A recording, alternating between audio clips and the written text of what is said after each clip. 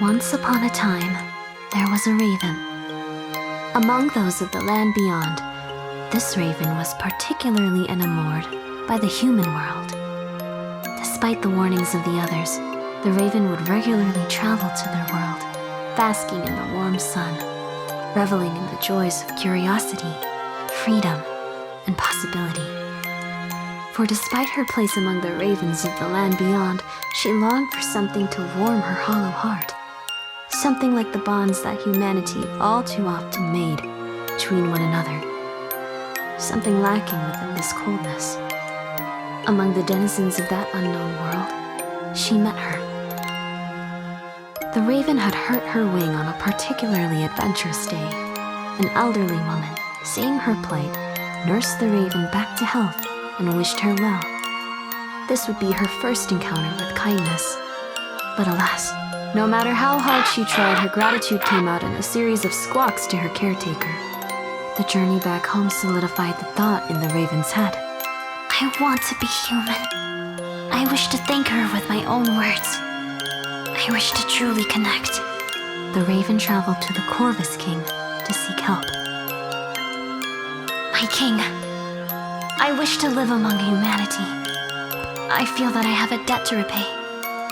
And I want the warmth of sunny days, and delicious food, and bonds of the heart. The king smirked. Is that all? Very well. But realize every whim bears a toll in this land. He began a spell to shift her form. The raven, giddy with excitement, readied herself for the transformation. Something felt off.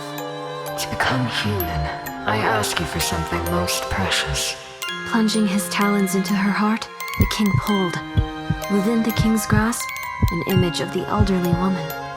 Such a spell requires life, a thing or being, to power the change within oneself. The raven grew quiet. I do not wish harm upon this woman, she said. I refuse. There must be another way. But the king, belligerent now, howled. You dare ask me to leave, and now you scoff at my kindness. And the spell, it continued.